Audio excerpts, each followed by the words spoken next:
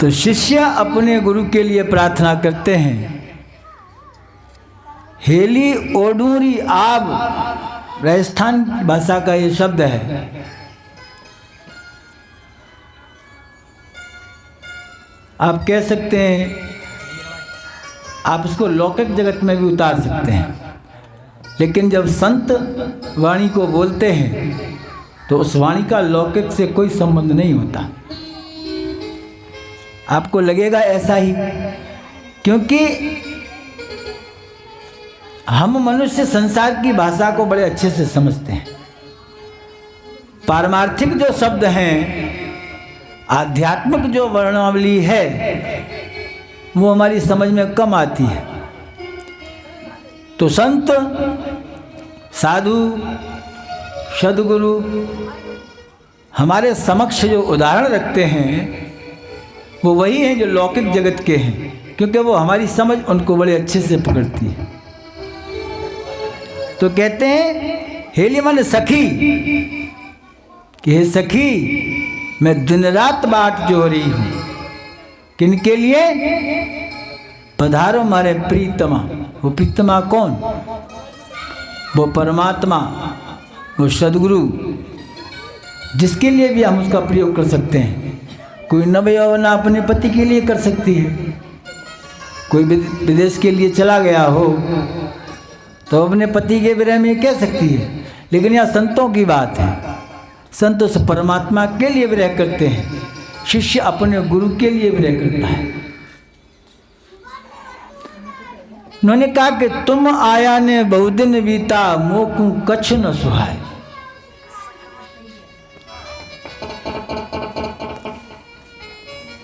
जब परमात्मा के प्रति प्रेम हृदय में उमगता है तो विरह की जो पुकार है वो साधक को चैन से नहीं बैठने देती। वास्तव में अगर प्रेम उमगा है तो, अन्यथा छन चढ़े छन उतरे सो तो प्रेम ना हो, ऐसे प्रेम के लिए नहीं कहा।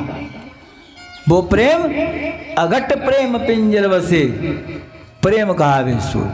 जब ऐसा प्रेम, जब ऐसी चाह उस परमात्मा के लिए साधक के हृदय में उमगती है, तब उसके हृदय से पुकार निकलती है कि तुम आया ने बहुदिन बीता, मोकू कछ न सुहाय। उस साधक के हृदय में उस परमात्मा की मनमोहनी मूर्ति नहीं बैठती, उसके चित्त में वो स्वरूप नहीं आता, बार बार विलग हो जाता है। यह सद्गुरुदेव भगवान शिष्यत्व लेकर के, गुरुत्व दे करके चले गए। अब साधक बीच मार्ग में है, सहायता करने वाला कोई नहीं, क्योंकि जो जानता है वही सहायता कर पाएगा। तब कहता है कि तुम आया ने बहुत दिन बीता, मुझे कुछ सुहाता नहीं। प्रेम काचा है तो ये विरह नहीं होगी, और प्रेम जब पक्का है तो विरह होगी। तो कहता है कि मेहर करो, मेरे पे ऊपर कृपा करो। अब ये हृदय आपके बिना रह नहीं पा रहा। हे प्रभु, मेरे इस हृदय में आइए। ये हृदय आपके बिना बहुत कातर है, बहुत दुखी है। और कहा कि सुंदर बदन दिखाओ। बदन से तात्पर्य शरीर नहीं है, बदन से तात्पर्य मूर्ति, बदन से तात्पर्य मुख, बदन से तात्पर्य स्वरूप।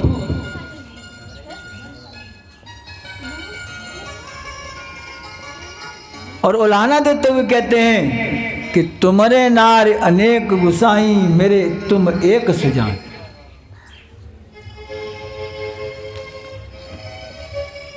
इस संसार में जिनकी गिनती नहीं की जा सकती इतनी जीवात्माएं हैं। और संसार में हम लोगों ने लिंग बना रखे हैं कि ये स्त्रीलिंग, ये पुल्लिंग, ये नपुंसकलिंग। लेकिन परमात्मा के लिए हम सब स्त्री हैं। अब आपको ऐसा कैसे? सत्य यही है, पूर्ण पुरुष वो परमात्मा ही है, बाकी हम सब लोग उसके लिए स्त्री हैं।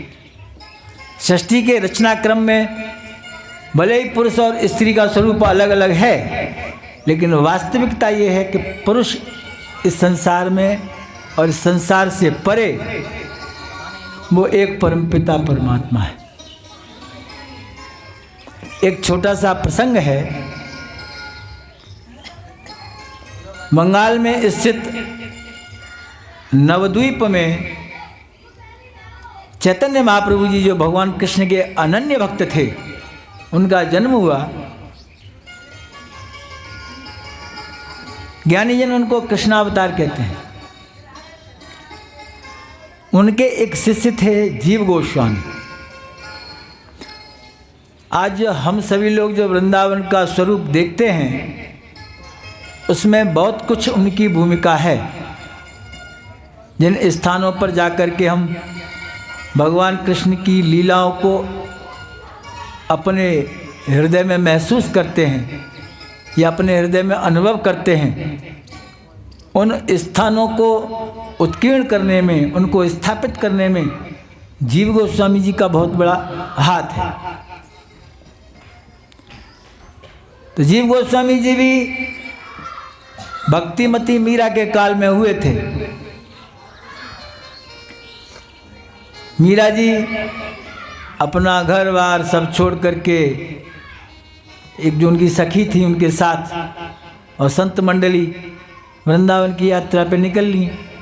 आ गई साहब वृंदावन।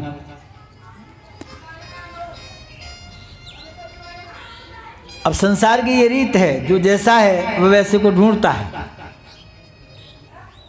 दुष्ट दुष्ट को ढूंढेगा, साधक साधक को ढूंढेगा, भक्त भक्त को ढूंढेगा।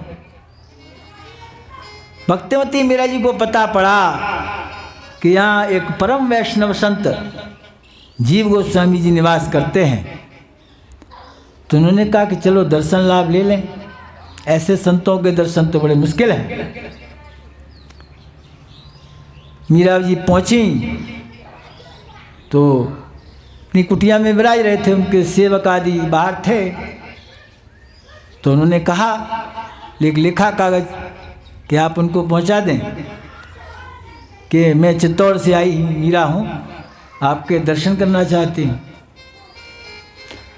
संदेश जीव गोस्वामी जी के पास गया तो जीव गोस्वामी ने संदेश वापस किया कि हम स्त्रियों से नहीं मिलते। कुछ संतों ने अपनी परंपराएं बनाई हुई थी उस काल में।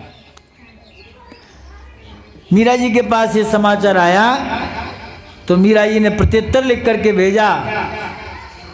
आज मुझे बड़ा आश्चर्य है, मैं तो जानती थी कि ब्रज में एक ही पुरुष है, आज मैंने सुना यहाँ कोई दूसरा पुरुष भी निवास करता है।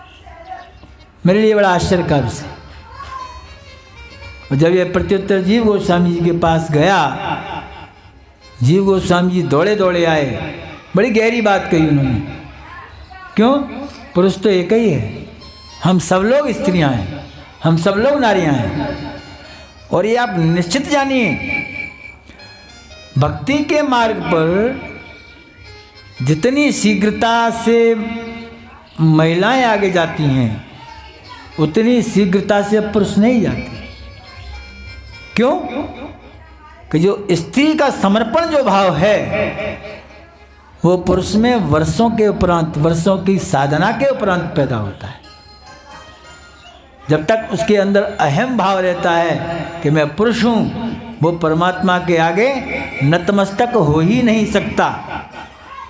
और जब होता है तो मन में कहीं ये भाव रहता है कि अरे चलो ये बड़े हैं, सर्वसमर्थ हैं, लेकिन अपने पुरुषत्व को नहीं छोड़ता। फलस्वरूप परमात्मा की कृपा के लिए वर्षों की साधना की आवश्यकता पड़ती। लेकिन माताएं बहनें बहुत जल्दी इस मार्ग पर बढ़ जाती हैं। क्यों? कि एक तो सृष्टि क्रम से वो स्त्रीलिंग है, स्त्री है, और उनका स्वभाव भी स्त्री है। उनके हृदय में भी स्त्री भाव अधिक है, इस हृदय में करुणा अधिक है, हृदय में ममता अधिक है, हृदय में प्रेम अधिक है, पर उसके यहाँ नहीं है। और परमात्मा को इन्हीं चीज़ों की आवश्यकता है, सदगुरु को भी इन्हीं चीज़ों की आवश्यकता है। जिनके हृदय में ये चीज़ें हैं वही परमात्मा को प्राप्त कर पाते हैं। जिनके हृदय कठोर हैं दूर रहते हैं परमात्मा। तो साधक, शिष्य, एक भक्त परमात्मा से, सदगुरु से ये कहते हैं कि तुम्हारे नार अनेक गुसाई मेरे तुम एक सुजान। आपकी तो असंख्य है, कोई गिनती नहीं, पर मेरे तो आप एक ही हो। आप तो कहीं भी मगन हो जाओगे, लेकिन मैं क्या करूं। पर ऐसा भी है कि मैं आपको छोड़कर किसी और का ध्यान नहीं कर सकता। यहां पातिव्रत्य आता है। स्त्री के लिए लौकिक संसार में कहते हैं उसके पति के अलावा कोई नहीं, उसका जो पति है उसके लिए परमेश्वर है। ऐसे ही शिष्य के लिए जो उनके गुरु मार्ग बता देते हैं और जो इष्ट निर्धारण कर देते हैं, उस इष्ट के अलावा कोई होना भी नहीं चाहिए। एक बार निश्चित कर ले, उसके बाद पथभ्रष्ट नहीं होना चाहिए। और जब पथभ्रष्ट नहीं होता तो फिर उसका यही भाव होता है कि तुम्हारे नार अनेक गुसाई मेरे तुम एक सुजान। और नुकू ध्याऊ नहीं रे मोकू तुम्हारी दाता आन। मैंने वचन दिया है कि आपके अलावा मैं किसी का स्मरण नहीं करूंगा, तो मैं किसी और का ध्यान कैसे कर सकता हूं। कहते हैं कि जिसका इष्ट भ्रष्ट हो गया उसका सब कुछ भ्रष्ट हो गया। इष्ट भ्रष्ट का क्या तात्पर्य है? तात्पर्य यह है कि आज इनको पकड़ा, कल उनको पकड़ा, परसों उनको पकड़ा। साधना के मार्ग में ऐसा नहीं होता। तो शिष्य आगे कहता है, और सखी सब हरखी डोले जिनरे प्रीतम पास। लौकिक जगत में देख लीजिए, चाहे आध्यात्म जगत में देख लीजिए, जिसका साथी उसके पास है उससे प्रसन्नता है, लेकिन जिसका नहीं है तो भक्त किसके लिए तड़पता है? अपने परमात्मा के लिए। शिष्य किसके लिए? अपने सदगुरु के लिए। तो वो कहते हैं मैं देखता हूं सभी प्रसन्न हैं। क्यों? उनके पास उनका इष्ट है, या वो साधना के पथ पर इतने बढ़ गए हैं कि आज उनका मन विचलित नहीं है। लेकिन मैं तो अभी साधना के मार्ग में हूँ, मुझे आपकी आवश्यकता है, इसलिए वो तो सब प्रसन्न हैं, लेकिन मैं आपके बिना प्रसन्न नहीं हूँ। इस प्रकार से विनती करते। और अंत में कहा, ये सारी बातें ठीक हैं, मैं जानता हूँ कि मेरे अंदर अवगुण है, मैं जानता हूँ कि मैं निर्बल हूँ, मैं अबला हूँ, मेरे अंदर अवगुण है, लेकिन आप तो नहीं हैं ऐसे। आप तो भक्तों के पालक हैं, भक्तों का कल्याण करने वाले हैं, शिष्यों को उनके मार्ग पर ले जाने वाले हैं। आपको तो ये अच्छा नहीं लगना चाहिए कि आपका शिष्य आपके लिए रोए, कल्पे, आपके लिए विरह करे और आप उसका ध्यान ना करो। ऐसे ही जीव जब परमात्मा के लिए विरह करता है तो उससे शिकायत करता है कि मेरा आपके अलावा कोई नहीं है। तो शिष्य कहता है मैं तो अबला हूँ, मेरे तो अंदर अवगुण हैं, लेकिन आप समर्थ हैं, आप मेरे अपराधों को क्षमा कर सकते हैं, आप में सामर्थ्य है। क्यों? कि आप निर्बलों के सहायक हैं। और किसने कहा? संतों ने कहा है, पहली साख भरूं संतन की, अड़े समारे काम। इस संसार में, इस जगत में जब जब संतों पर भीड़ पड़ी तब तब वो परमात्मा विभिन्न विभिन्न रूपों में उनके समक्ष आए और उनके कष्टों को दूर किया। तो शिष्य प्रार्थना करता है कि मैं तो अवगुणी हूँ, मेरे अंदर कोई गुण नहीं है, लेकिन आप तो गुणवान हैं।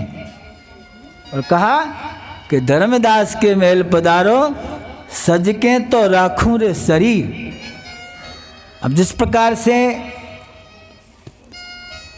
साधक विनती करता है उस परमात्मा के लिए कि आपकी कृपा मेरे ऊपर बरसे, आप मेरे हृदय में उत्पन्न हो, आप मेरे हृदय में प्रकट हो, या गुरुदेव मेरे घर पर पधारें, सजके तो रखूं रे शरीर। कैसे रखेगा?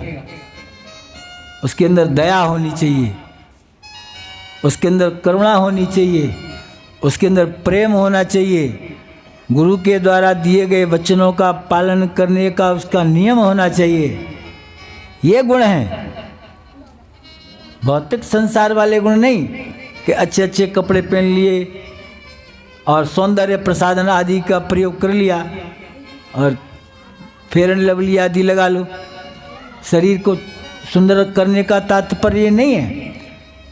शरीर को सुंदर करने का तात्पर्य है उसे गुणों से परिपूर्ण बनाना। कैसे? कि परमात्मा उसको प्रिय माने। वो कब मानेंगे? जब परमात्मा के प्रति उस साधक के हृदय में प्रीत हो।